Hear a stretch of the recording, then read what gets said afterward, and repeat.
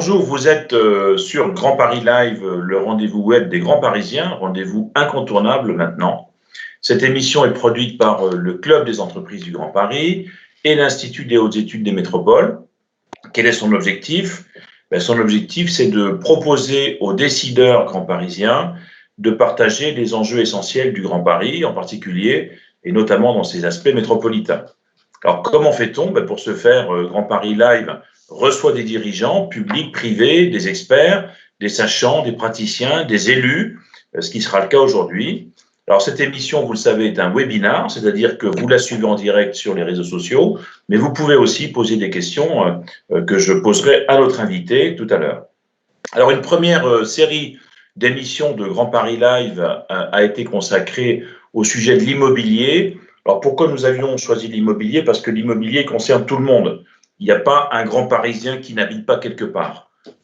Et cette question de l'impact de la crise sur l'immobilier a été traitée avec un certain nombre d'invités, Jonathan Seban, Robin Rivaton, Benoît Quignon, Olivier Fignol, etc.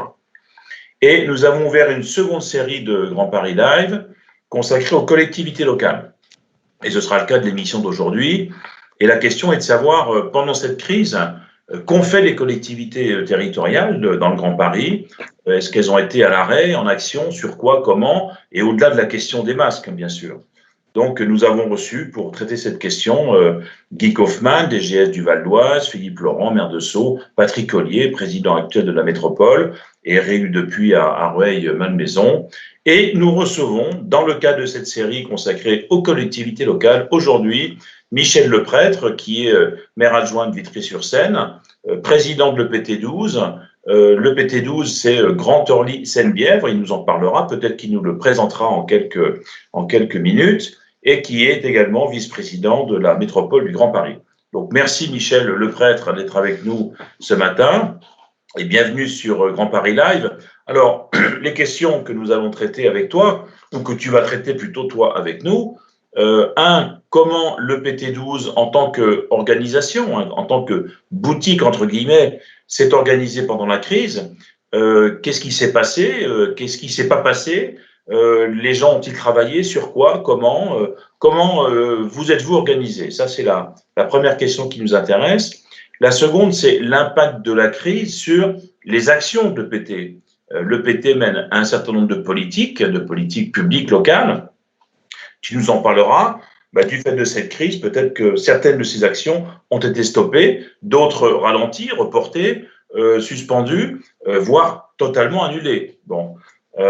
Et enfin, on prendra peut-être un peu de recul et tu nous donneras peut-être certains signaux, certaines balises, certaines réflexions sur l'avenir. Demain, ton expérience de là où tu es aujourd'hui, tu pourras peut-être nous partager et nous dire, voilà, il faut faire attention à ceci ou à cela et déjà poser quelques jalons. Voilà. Alors, pour lancer le sujet et te donner la parole tout de suite, Michel, la crise du Covid, tout le monde pense qu'elle est derrière nous. Et on le souhaite tous, bien sûr, mais on a l'impression d'une certaine insouciance et que finalement, peut-être qu'il ne s'est rien passé, alors qu'il s'est passé beaucoup de choses. Ma première question, elle est pour ne pas se laisser griser par cette espèce d'optimisme un peu digne du docteur Coué, cette crise laissera-t-elle des traces sur le territoire de Grand Orly-Seine-Bièvre? Voilà, je te laisse la parole, on te remercie encore. Merci Jacques et merci de cette invitation et merci d'entendre un territoire comme le nôtre puisque nous sommes le territoire original, puisque nous sommes à cheval sur 2 départements, nous accueillons 24 villes, 700 000 habitants, et nous plaçons dans l'organisation métropole tout de suite derrière la ville de Paris. Une fois présenté succinctement le territoire, 3 choses que je veux dire sur la manière dont on doit vivre. Moi, je crois qu'il nous faut garder de la prudence et beaucoup de réserve dans la manière dont on aborde la situation actuelle. D'abord parce que je pense qu'on n'est pas au bout de la crise sanitaire. Je pense également qu'on est encore pour très longtemps à gérer les conséquences de ce qui vient de se passer. On parle beaucoup des conséquences économiques, et je le comprends. Je vis aussi dans une ville populaire, je peux aussi parler des conséquences sociales où il y a une vraie dégradation dans la qualité de vie, dans les ressources de nos populations. Et ça, c'est pas simplement dans ma ville. Je constate aujourd'hui que les alertes sont allumées un peu partout sur le territoire. Et le troisième aspect dans cette affaire, c'est que nous ne savons pas si demain il ne peut pas y avoir, je ne veux pas parler de renaissance de la crise, mais en tout cas, il ne peut pas y avoir des retours de foyers à gérer. Moi, j'ai le sentiment très fort que nous sommes rentrés dans une crise à laquelle on ne s'attendait pas, mais nous sommes rentrés dans une crise, je dirais, avec une appréhension où il fallait tout de suite, et c'est peut-être la chance qu'a eu le territoire Grand Orly-Seine-Bièvre, c'est que le fait que nous soyons en construction depuis seulement 4 ans, que nous soyons en construction parce que nous regroupons des anciennes agglomérations, des villes, cette construction métropolitaine par ailleurs, tous ces faits-là ont montré que nous devions en même temps nous poser la question de notre développement, de notre capacité à faire face, et en même temps de notre construction. Je vais m'expliquer. Objectivement, j'ai 1600 agents au territoire, 1500, 1600, le curseur varie un peu en fonction des périodes. Voilà. Mais c'est aussi de multiples activités. Quand on gère le ramassage des déchets dans une ville, quand on gère une bibliothèque, une médiathèque, quand on gère une piscine, quand on gère des travaux voirie, on n'est pas dans les mêmes métiers de manière aussi simple que ça. Mais quand on gère ces problématiques avec des approches qui sont différentes d'un morceau du territoire à l'autre, d'une ville à une autre, d'une histoire à une autre, il faut aussi s'adapter, etc. Pourquoi je dis ça? Pourquoi je prends ce chemin? C'est qu'il a fallu très vite que nous nous adaptions à cette crise. Et je crois que ce qui a été le ressort de cette adaptation, c'est une idée que je défends avec les équipes de la direction générale, avec les équipes dans les services, avec les élus dans leur très grande majorité, c'est que nous avons un service public qui doit chaque jour faire la preuve de son efficacité et qui l'a fait. Et qui l'a fait de manière réactive, mais qui l'a fait aussi de manière inventive. Moi, quand je vois, peut-être d'abord saluer, si je peux me permettre, Jacques, saluer quand même le fait qu'au début de la crise, certains ont peut-être l'oublié un peu vite, on a mis des hommes et des femmes du service public en risque. On les a mis en risque quand il fallait ramasser les déchets sans équipement ou avec peu d'équipement. Il a fallu faire face. Il a fallu avoir que certaines hommes et certaines femmes aient le courage d'y aller, parce qu'il ne faut pas se cacher que quand le président de la République décrète le fait que tout le monde reste chez soi, ça crée une peur, une crainte pour soi, une crainte pour les siens. Je l'ai entendu de la part des agents du territoire, notamment ceux qui ramassent les déchets. Donc il a fallu faire face. Ça, c'était leur métier, c'était leur compétence, mais c'est aussi le courage de le faire, et je veux le saluer très fort parce que voilà. Mais après, il y a d'autres éléments. Moi, j'ai annoncé à tous les directeurs d'équipements culturels et sportifs, vous arrêtez votre activité à partir de mardi prochain. C'était à la date du 13 ou 16 mars, je ne me souviens plus. Je leur ai annoncé, vous fermez. Vous fermez, vous affichez partout, vous fermez, etc. Il y a eu bien sûr le choc, l'idée, il faut assumer cette fermeture. Mais derrière ça, les équipes des médiathèques, les équipes des centres culturels, les équipes d'écoles d'apprentissage de musique, toutes se sont mis à chercher comment continuer à être utile, comment continuer à être efficace par rapport à leur mission, mais aussi, surtout, par rapport aux citoyens en attente de leur service, que ce soit des jeunes enfants qui attendent leur professeur de musique, ou leur professeur de danse, ou leur professeur de chant, ou que ce soit des adultes qui ont aussi besoin de retrouver cet échappatoire que représente le choix qu'ils ont fait de se former, d'appréhender la musique de manière différente. Et donc on s'est mis à ça a foisonné un peu partout sur le territoire, dans les équipements, la manière dont on se réimpliquait différemment. Et je t'assure, mon cher Jacques, que on n'a pas appuyé sur un bouton pour que ça se fasse. Ça s'est très vite déclenché parce que j'ai des hommes et des femmes attachés au service public, parce que j'ai des hommes et des femmes qui sont conscients de leur utilité professionnelle, mais aussi de leur utilité sociale. Et on l'a vu dans les médias, on l'a vu partout, la manière dont le confinement provoquait des crispations, provoquait des inquiétudes, provoquait voire des problématiques sociales ou familiales très, très lourdes. Il a fallu faire face. De ce point de vue, nous l'avons fait.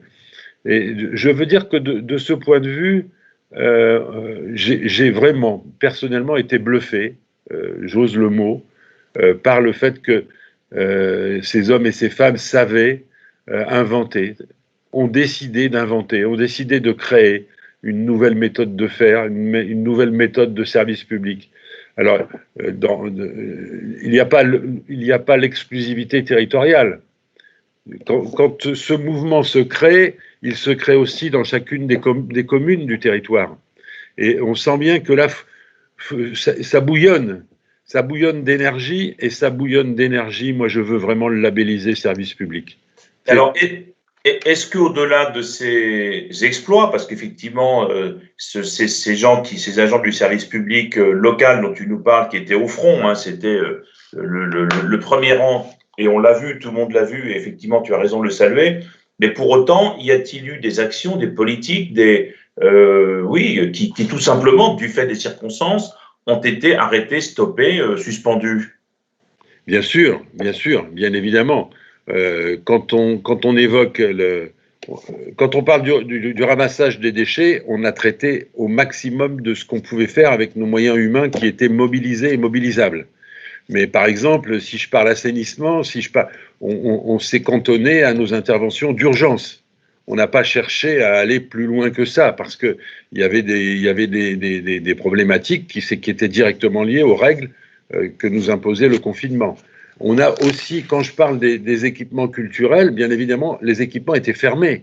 Donc il a fallu gérer ces équipements tout en assumant le fait qu'ils ne produisaient pas leur service habituel, la dimension de leur service habituel. Alors ils faisaient quoi alors? Eh bien, c'est là où certains ont été au chômage partiel, certains ont été au chômage technique, les termes sont.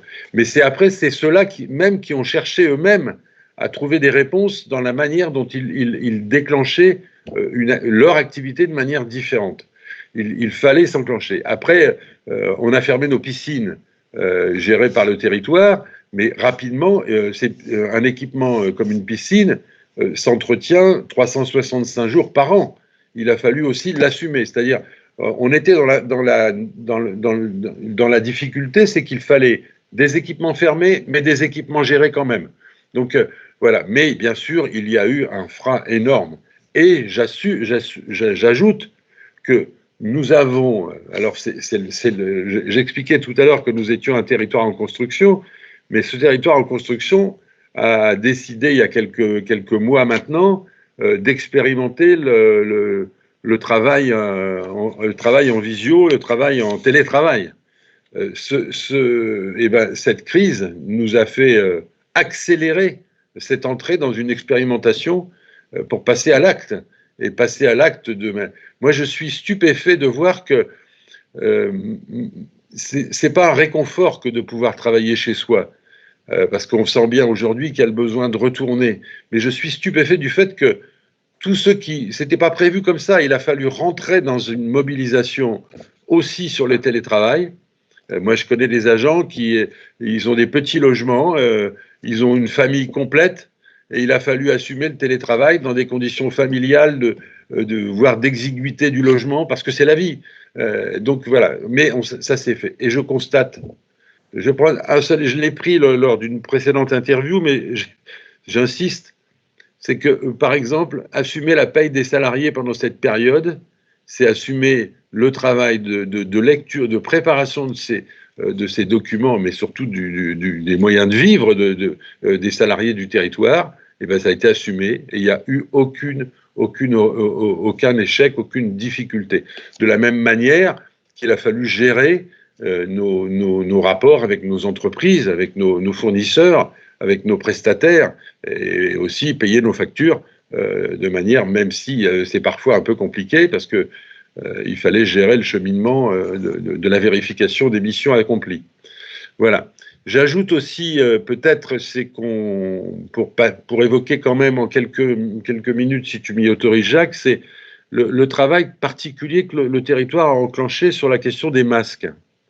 Chacun mesure le fait qu'il a fallu prendre le taureau par les cornes, comme on dit chez moi, pour assumer une mission qui n'était pas la nôtre au départ.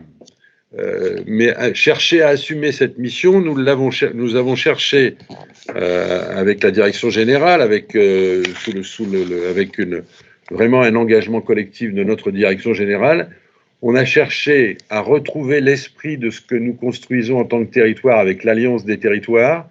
Nous avons cherché à travailler comment réfléchir, acter le fait que nous cherchons une réponse dans le domaine des protections, et notamment de celle des masques, collective au sein du territoire, avec tous les territoires qui le souhaitaient, avec toutes les communes dans ces territoires qui le souhaitaient, et on est passé on a passé le cap d'une commande de 3 millions de masques à une entreprise domiciliée dans le territoire, puisqu'elle est à Cachan, l'entreprise Chantel, avec lequel nous avons construit un vrai partenariat très complice.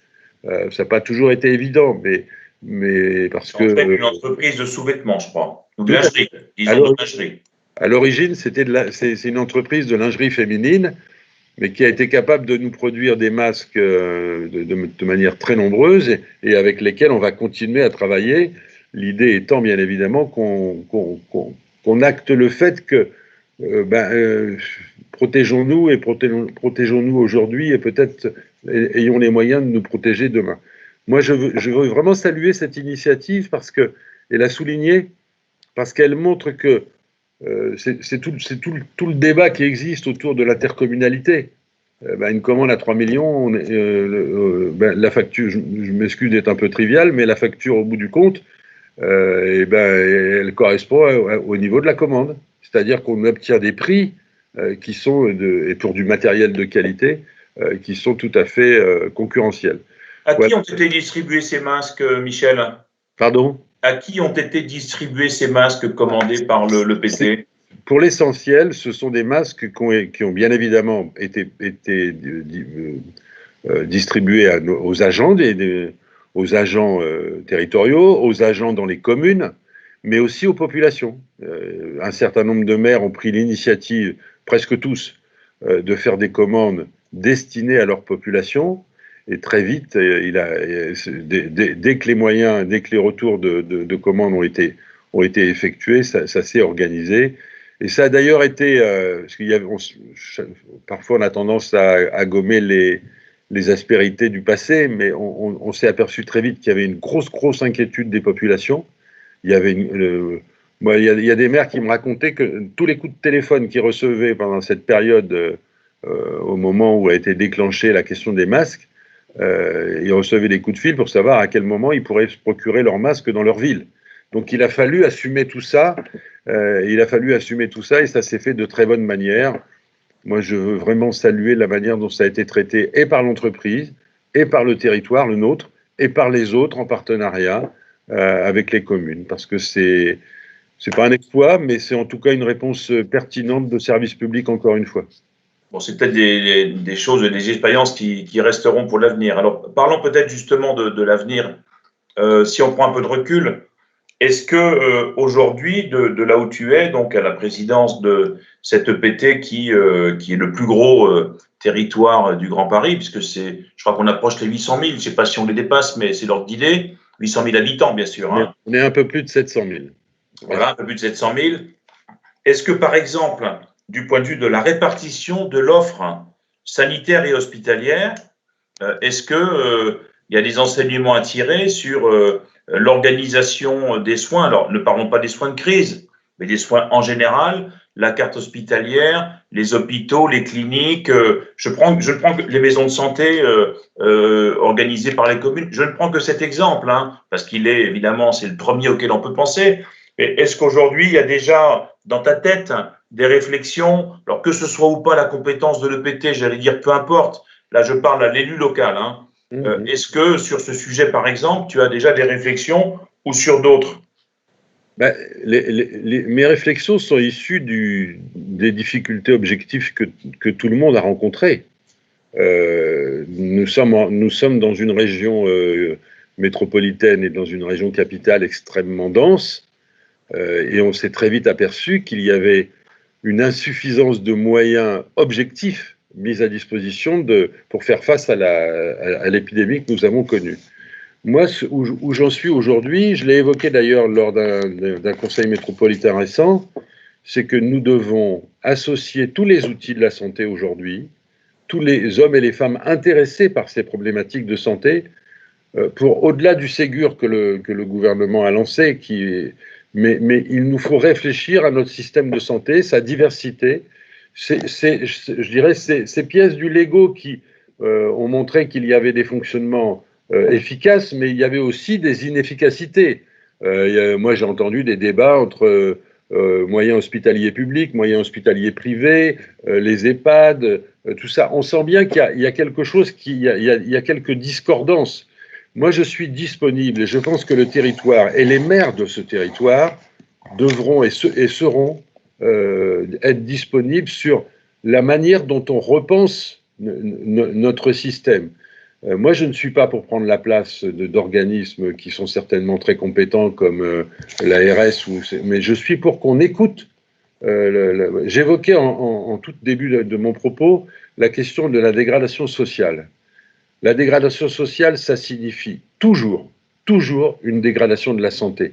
Nous sommes dans un pays où des hommes et des femmes, des familles, font le choix de ne pas se soigner aujourd'hui parce qu'il y a les problématiques, il faut d'abord bouffer. Pardon d'être aussi décalé dans les mots. Et je crois qu'aujourd'hui, il faut se pencher là-dessus. On ne peut pas avoir un diagnostic simplement de chiffres sur la capacité de moyens respiratoires. Il faut savoir à quoi nous avons à faire face. Moi, je constate qu'il y a une trentaine d'années, peut-être un peu moins d'ailleurs, une vingtaine d'années, la France était un des pays reconnus au monde comme étant le mieux équipé en matière de santé et de santé publique. C'est plus le cas. C'est pas moi qui le dis. C'est ce qui vient de se passer. On constate une dégradation très forte, une dégradation vraiment objective de la situation de santé, mais de la situation de l'équipement, de la situation des hommes et des femmes mobilisés.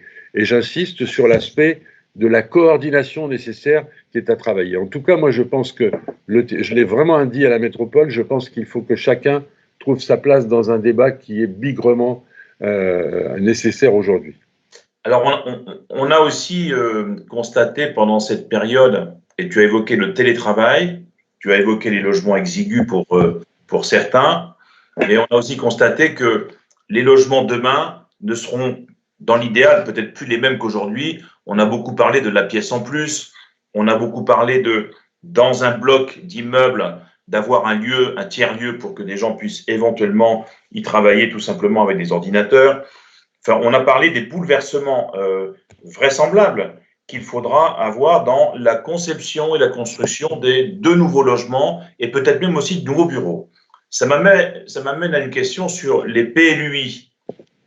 Je ne parlerai pas du SCOT qui est en attente, le PMHH est en attente, mais les PLUI, puisque aujourd'hui, depuis la loi, les plans d'urbanisme, ce qui étaient les PLU de compétences communales, sont maintenant intercommunaux, donc de compétences des territoires.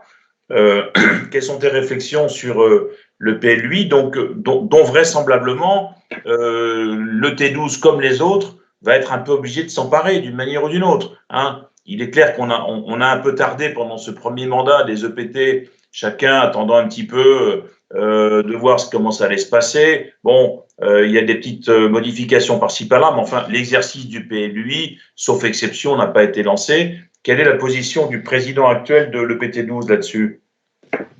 D'abord, le président, il est aussi le garant de l'application de la loi telle qu'elle est. si la loi doit être changée, et c'est le débat d'aujourd'hui sur la réforme nécessaire, mais on y reviendra, concernant les PLUI, il y a une échéance, c'est que 2021, on doit s'atteler à ça. Moi, je crois j'ai vraiment la conviction qu'il ne faut pas chercher à se faire peur. Même le président de la République a souligné pendant cette crise la place importante, nécessaire que les maires tenaient dans ce débat. Donc il faut vraiment être dans une dynamique où le respect, et moi j'ai la chance d'en avoir 24, c'est parfois lourd à porter, mais c'est parfois aussi enrichissant. J'ai la chance d'avoir 24 maires qui peuvent apporter leur pierre expérimentée de leur travail communal à la construction de ce PLUI. Parce que je ne crois pas, et c'est pour ça personnellement que j'ai combattu la manière dont a été construit le SCOT métropolitain, je ne crois pas aux directives qui tombent d'en haut. Je crois à un mouvement, même au niveau de l'urbanisme et de l'aménagement, qui part du seuil de socle et qui part de la ville et de la commune et de la réalité de ces communes. Une fois que j'ai dit ça, Au risque peut-être d'incohérence territoriale. Les incohérences, elles se gommeront à partir de l'intelligence collective. Si on ne prend pas... L'échec du PMHH, de ce point de vue, est démonstratif. Ce n'est pas une question seulement de chiffres, c'est une question d'affrontement entre des conceptions de réponses à apporter. Donc, moi, j'étais dans ce débat très directement concerné dans ma vice-présidence à la métropole. J'ai bien senti qu'on avait franchi une première étape qui était ambitieuse et qui était marquée d'une capacité à faire face collectivement. Et finalement, je pense qu'il y a quelque chose qui s'est grippé parce qu'on peut-être on n'a pas pris suffisamment le temps du débat et suffisamment le temps voilà. Et donc, je crois que sur un PLUI, prenons le temps, donnons-nous des ambitions. On a un projet de territoire au niveau du T12 qui est un élément moteur, qui est un élément majeur, moi je pense, dans la constitution de notre PLUI. On a signé un contrat de développement, un contrat de transition écologique qui est aussi un autre élément qui apporte ça. Et aujourd'hui, on a des réalités urbaines sur lesquelles il faut faire face. On a 11 de mémoire, je vais pas dire, j'espère que je ne me trompe pas, 11 quartiers en renouvellement urbain qui interpellent la question de l'urbanisme, voire de la déconstruction, voire de construction nouvelle. Donc on est dans une situation aujourd'hui. Mais je veux peut-être un peu, c'est là où la crise que nous venons de vivre m'interpelle, c'est que je pense qu'on ne peut pas réfléchir l'urbanisme de nos collectivités locales, de nos villes, de nos quartiers, sans se poser la question de l'impact sur la santé de tout ce que nous prenons comme décision en matière d'aménagement et d'urbanisme. Par exemple, si on évoque la question du logement, la nécessité d'avoir des balcons, d'avoir des terrasses, d'avoir des espaces où les hommes, les femmes, les familles, les enfants puissent être en respiration dans le cadre d'un confinement. On vient de le vivre. Mais c'est aussi la question des îlots de fraîcheur, la question des espaces verts, à pas seulement redimensionner, mais à mettre à disposition dans des proximités, là où il y a de la densité, là où il y a des enjeux nouveaux à transformer. Je crois qu'il ne faut pas hésiter à se dire que les grands travaux qui ont marqué la région parisienne, en particulier dans les années 70, avec ce qu'on appelait les grands quartiers en ZUP, pour une réponse, je vais dire, un peu très, très, très urgente à la question du logement. Aujourd'hui, il faut se poser cette question, mais se poser cette question sans la coller à l'environnement, à la santé et à la réponse sociale, on n'y arrivera pas. Tu prends l'exemple des îlots de chaleur, par exemple. Est-ce que dans ton esprit, effectivement, c'est une nécessité, tout le monde est d'accord là-dessus, dans ton esprit, ce sera au bon vouloir de chaque maire qui fera au mieux dans sa commune, ou tu penses que le territoire, en exerçant pleinement sa compétence, PLUI, devra être directif, encadrant, voire coercitif? Je pense qu'il faut chercher à éviter la coercition, mais je pense qu'on a besoin d'être dans le dialogue. Mais moi, je constate, quand je signe le contrat de transition écologique, c'est critiquable, peut-être, certes, mais je constate que j'ai des maires de différentes couleurs politiques dans la salle, parce que je constate que tout le monde est intéressé à ces questions de l'environnement. Tout le monde. Ça s'est senti dans la campagne des municipales, ça s'est senti dans les programmes. Aujourd'hui, personne ne... Et c'est pas... moi, bon, peut-être certains ont fait ça pour céder à la mode, mais je ne crois pas. Moi, je crois que la lucidité sur l'état de la planète, sur l'état des réponses, la dimension des réponses à construire, je crois que on est devant ça. On est devant ça, il faut imaginer. Et il faut ouvrir les vannes du dialogue, j'en suis convaincu, entre élus, parce qu'il y a des responsabilités, des ambitions qui ont été affichées, mais il faut aussi ouvrir les vannes avec les hommes et les femmes de terrain, les gens dans leur cadre de vie. Moi, parfois, j'entends dire il ne faut pas construire, il faut construire, sauf que quand on construit, c'est qu'on a besoin d'apporter des réponses. Je rappelle quand même qu'on a 700 000 demandeurs de logement en région métropole. Moi, j'en ai 70 000 sur le territoire de Grand Orly-Seine-Bièvre. Ce qui correspond à l'objectif annuel de construction de logements, à peu près. Oui, c'est considérable. C'est considérable de ce que ça signifie comme mal-vie. Parce que là, je parle des gens qui sont parfois dans des hôtels, parfois dans leur voiture, parce on connaît ça encore, mais c'est aussi des gens qui sont des familles complètes dans un logement beaucoup trop petit. Et alors, je ne parle pas de la qualité du logement. Donc, je pense qu'on a quelque chose à gagner. Mais moi, je sais que mon ambition concernant le PLUI, ce ne sera pas au sabre clair, ce sera vraiment d'être dans un dialogue où on retrouve, et je fais confiance. Mon expérience de président de ces 4 années me montre que sur des sujets où il y aura des sujets où on est en différence d'approche, en difficulté vraiment en difficulté parfois. J'ai en tête la question budgétaire, mais ce que je constate, c'est que l'intelligence, quand elle est suscitée, quand elle est titillée, ça nous aide à avancer. Et par contre, c'est une question de temps. C'est une question de temps. Ça veut dire qu'il faut... Moi, je ne veux pas qu'on me colle au mur si les choses avancent pas tout à fait au rythme où on le souhaite. Ce que je veux, c'est qu'on me donne et qu'on donne aux communes, aux maires, qui ont une légitimité incontournable. Incontournable. Tous les maires qui vont prendre place le week-end prochain, ceux qui sont déjà installés, ils sont légitimes. Moi, je n'ai pas regardé s'ils s'appellent Pierre, Paul et quelle couleur politique ils ont. Ils sont légitimes parce qu'ils ont fait valider un programme par leur population. Donc, il faut créer les conditions de ce dialogue et avancer de manière ambitieuse et objective. Donc, dialogue plus que coercition ou encadrement. Alors, peut-être pour conclure, Michel, et merci de cet échange qui est très sincère et très intéressant, la métropole, donc évidemment, il va y avoir un renouvellement. Alors, sans entrer dans les combinaisons qui pourrait y avoir, dont on parle à droite, à gauche, etc., peut-être simplement... Est-ce que tu as un message à faire passer à deux niveaux? Un bilan, on est tous d'accord pour dire que la métropole est insuffisante, que la loi est imparfaite, etc. Donc, passons là-dessus. Mais il y a peut-être un ou deux retours d'expérience ou points de bilan que tu veux partager avec nous. Et puis surtout, pour l'avenir, comment ça va se passer de ton point de vue? Patrick Ollier candidat, Vincent Jeanbrun candidat, il y a peut-être d'autres candidatures. À quoi faut-il s'attendre, à ton avis, le 9 juillet, date du renouvellement du président de la métropole?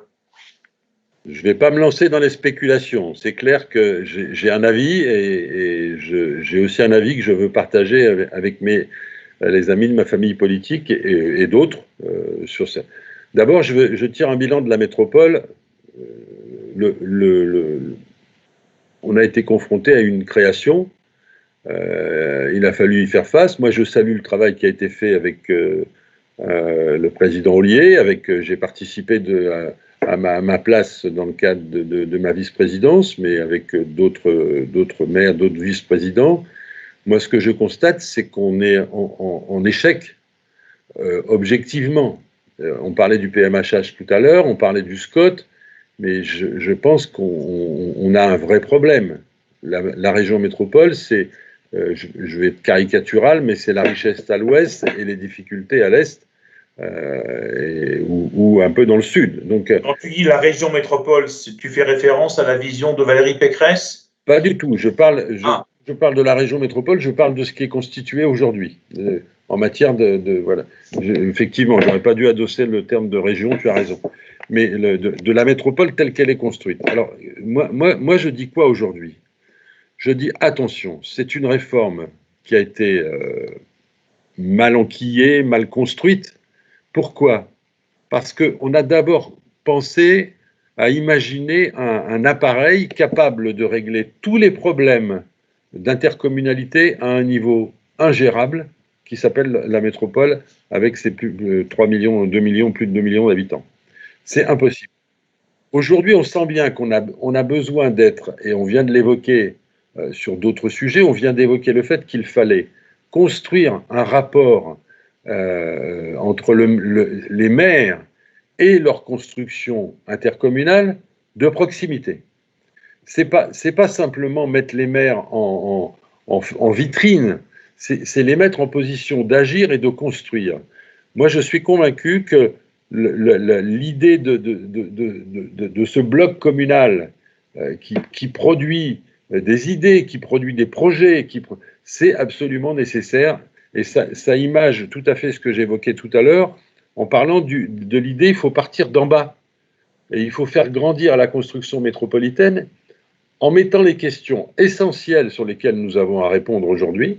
Questions essentielles, j'évoquais le logement, les inégalités sociales, la problématique de l'emploi, qui reste aujourd'hui, je voudrais bien en dire deux mots sur cette question de l'emploi, mais il y a une réalité sur laquelle il faut s'attaquer à partir des réalités objectives, mais en se disant, oui, il faut regarder un peu comment ça peut fonctionner un peu partout. On est confronté on est devant des grandes transformations en matière de transport en région métropolitaine. Ça va avoir un impact. Comment on en tire des bénéfices, et non pas pour se dire simplement on veut densifier, non, mais comment on en tire des bénéfices pour fluidifier les relations, fluidifier les résultats.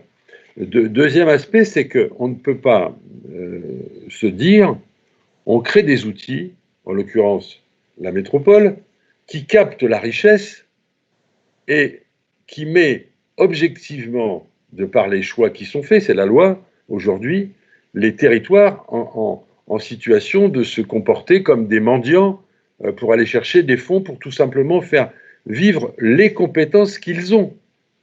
C'est pas moi, je veux pas. On a des idées pour faire plus, mais simplement faire vivre aujourd'hui les compétences que le territoire a. Eh ben, moi, j'ai qu'une ressource possible, c'est de dire au maire, vous allez me verser plus dans le cadre du FCCT, ou alors je vais aller chercher à faire des économies, et je ne suis pas sûr d'avoir tout à fait les recettes pour les faire. C'est un débat que je veux bien avoir avec un certain nombre d'élus, mais sur lequel aujourd'hui il faut donc se dire, il nous faut une intercommunalité de proximité qui soit dimensionnée, peut-être il y a des révisions à avoir sur les périmètres, mais qui soit dimensionnée pour être efficace. Mais l'efficacité, c'est pas seulement la question du nombre, c'est pas seulement la question. Quand on parle aujourd'hui piste cyclable, on parle d'une commune qui est connectée à une autre. Quand on parle route départementale, c'est pareil. Quand on parle de la Seine, elle irrigue tout mon territoire. Donc il y a des sujets qui sont objectivement des sujets communs qu'il nous faut affronter dans le cadre d'un territoire. Mais après, disons-nous les choses, il faut se dire que l'échelon métropolitain est nécessaire, mais il est nécessaire pour mettre en musique tout ce qui remonte d'en bas, et non pas avec cette idée d'additionner des politiques, mais de se dire à un moment donné comment on crée les conditions pour que cette dynamique apporte les réponses que j'évoquais aux questions du logement, des rééquilibres sociaux, du développement économique et de l'emploi, qui était absolument indispensable dans notre territoire, mais aussi dans notre métropole. Alors, j'ai évoqué deux candidatures qui sont aujourd'hui connues et affichées, hein, Patrick Ollier, Vincent Jeanbrun, on va dire pour la droite, pour faire simple. Du côté gauche, j'ai pas noté qu'il y ait aujourd'hui de candidature, mais peut-être que j'ai mal lu ou pas suffisamment regardé. Y aura-t-il qui seront les candidats pour entre guillemets la gauche, hein, la gauche, les Verts, Parti communiste, socialiste, où est-ce qu'on en est D'abord, ce que je peux te dire, c'est que je ne suis pas candidat. à l'échelle métropolitaine, en tout cas. C'est important de le savoir. Je ne sais pas si c'est important, mais en tout cas, c'est juste de le dire comme ça. C'est une bonne information. Je n'ai pas d'écho non plus comme toi de candidature à gauche. Ce que je sais, moi, c'est que de toute façon, au niveau des candidats, ce que je regarderai, c'est qu'est-ce qui s'approche le plus de ce que je viens d'évoquer dans mon propos précédent. À la limite, c'est pas une question de nom, c'est une question d'orientation. J'ai eu des débats avec des élus de gauche où j'avais des différences d'approche sur la conception métropolitaine. J'ai eu des débats avec des élus de droite où j'avais des approches peut-être plus voisines sur un certain nombre de choses. Moi, ce qui m'importe dans cette affaire, c'est comment on crée les conditions. D'abord, pour qu'on ait un débat fondamental, mais qui tranche sur la question métropolitaine. Si on ne passe pas par ce chemin-là, ça ne sert à rien de se dire on réfléchit, on vote, on élit qui que ce soit. Moi, je suis désolé, en 2021, je suis incapable de gérer le territoire, et je sais que presque tous les territoires de la métropole sont dans la même configuration, parce qu'on n'aura pas les moyens financiers, parce qu'on n'a pas le statut de PCI. Donc tout ça, il faut que ce soit sur la table. Moi, je le mets sur la table dans le cadre de l'Alliance des territoires, et je le pense nécessaire que ça aille au bout. S'il y a des candidats qui portent ça, je les accompagnerai de mon vote, si j'en ai le loisir. Est-ce que tu penses que, d'un point de vue géographique, il faudrait que la présidence tourne, comme ça a été évoqué par certains, et qu'on passe d'un président de l'Ouest à un président de l'Est ou du Sud-Est? Je ne suis pas sûr que ce soit... du Val-de-Marne, par exemple. Mais ça peut être quelqu'un du Val-de-Marne, ça peut être certainement, je vois très bien à qui tu fais allusion, mais c'est pas... Moi, mon souci, c'est, pour l'instant, je lis des choses qui m'intéressent, qu'elles viennent de l'Ouest ou qu'elles viennent de l'Est ou du Sud, je regarderai, mais c'est vraiment pas là, c'est pas une question géographique.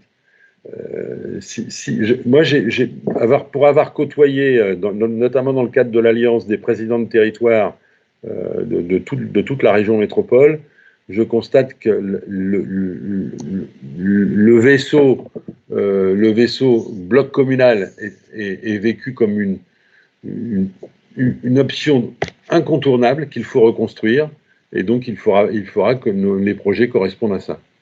Dernière question, si tu veux bien, Michel, en te remerciant du temps que tu as passé avec nous.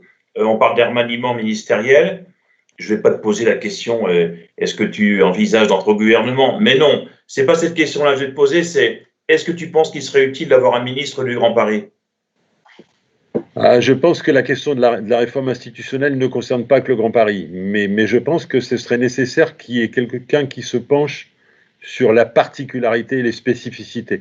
Pas pour arriver avec des dogmes, justement, mais pour qu'on ait aujourd'hui... On est en manque quand même d'une analyse. On a des analyses urbaines, on a des outils qui ont travaillé à identifier des grosses interrogations, mais il nous manque, malgré tout, une vraie vision sociale de ce qu'est cette région métropole, et donc s'emparer de cette question politique à un niveau ministériel, pourquoi pas.